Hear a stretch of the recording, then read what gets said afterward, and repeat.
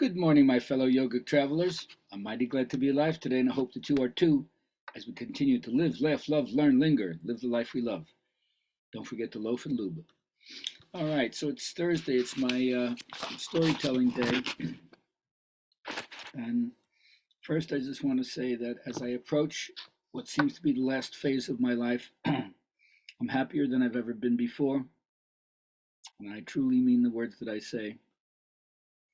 All the worries, conflicts that I've had in my life, the thoughts that cause me stress, they seem so absurd in light of what's going on right now.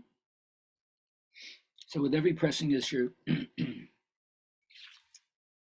whatever it is that's up for me, with everything that's important to me, just the way that I've learned through my life to learn to look at things, I try to find what's good within myself, within other people, with life itself.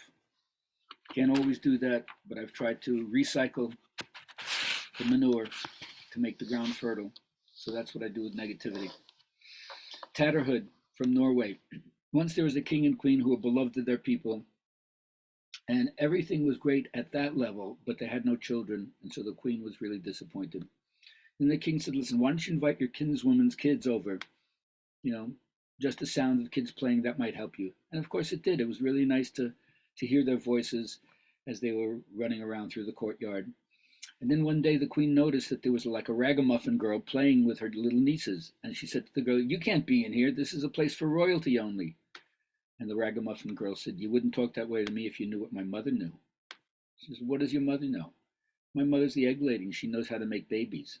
Whoa. Well, invite her to the castle. So that's what happened. And when the woman came in, she was a little reluctant at first to talk. She said, "You can't believe what children say." But after a couple of brandies, kind of like loosened her tongue, she said, "Well, maybe there may be a spell I know." Queen says, "All right, I'll do whatever." She says, "Well, wash your hands tonight in 2 basins of water and throw the water underneath your bed.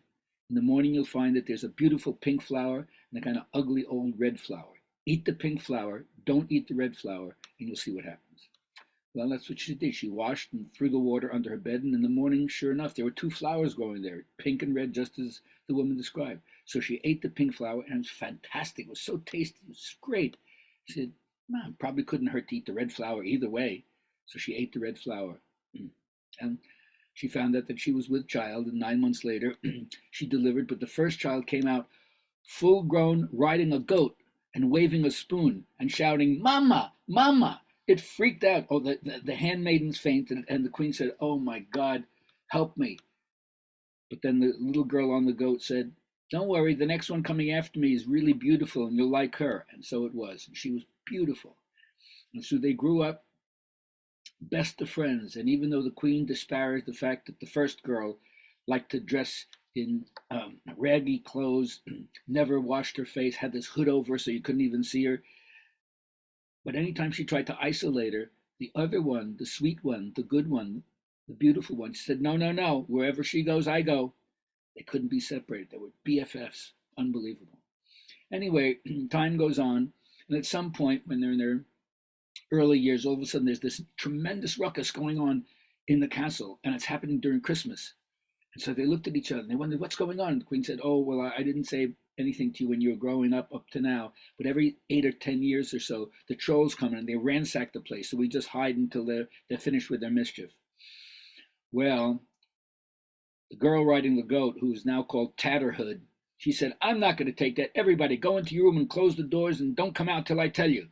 So everybody went into their rooms and she went around bopping all the trolls on their head with a wooden spoon, causing havoc. They were shrieking, getting out of it, and all the trolls basically left.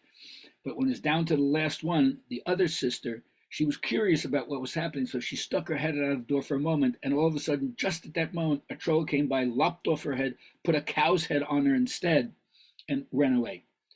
And then when Tatterhood saw what happened, he says, "I can't believe it. Didn't I tell you to stay inside? Ah, now I got to go save my sister." So she said to her father, "Listen, I'm going to go off to the trolls' land, and I'm going to bring my sister back." And the father said, "All right, well, now I'll give you a ship and a captain and a crew." She says, "No, I don't want a captain or a crew. I'll do it myself." And at this point in life, I guess the father knew this better than to challenge her, just let her go her own way. So off she did, And somehow she knew where the troll land was. She sailed to the troll land. Then, with her goat, she hopped up into the castle, looked in the window, and there she saw her sister's head hanging on the wall. So she went in, she grabbed the head, she exchanged it for the cow's head. She put it back on her sister, and then with a fierce fight, she just bopped all the trolls in their head with her wooden spoon, and off they went in their boat. And so they said, "Well, now that we're out here, we might as well see the world." And don't ask me how it jumped from them being 7, 8 years old to now they're like traveling the world by themselves. But that's a fairy tale, so that's how it is.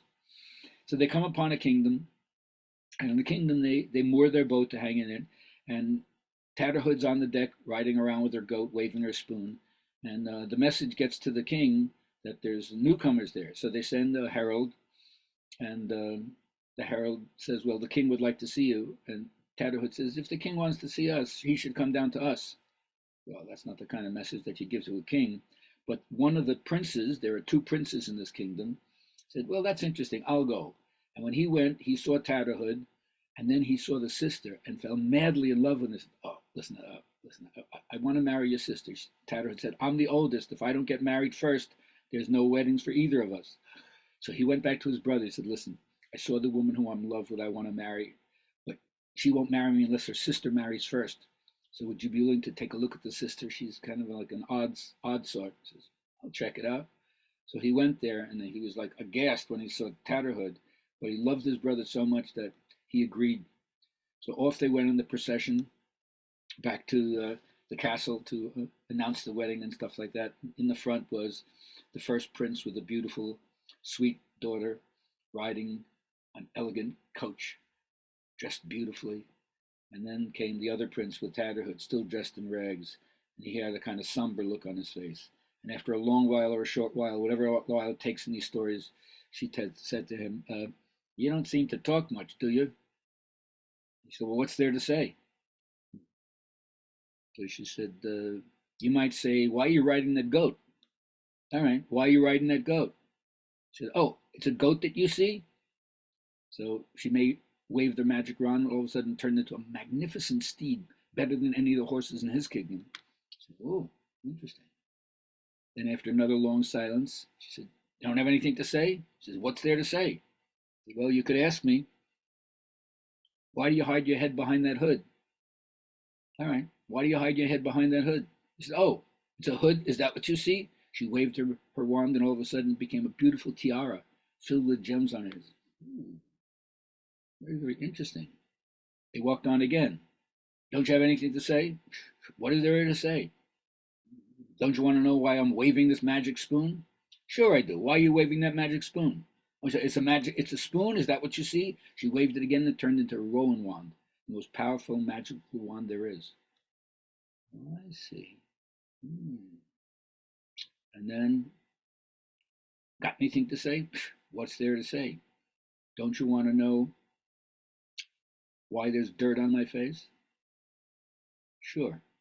Why is there dirt on your face?" And then she waved the magic wand. All of a sudden, her face turned into the most beautiful princess, totally outshining her sister. And then one more time, "Don't you want to know why I wear these ragged clothes?" "Only if you choose to tell me." Now he got the picture.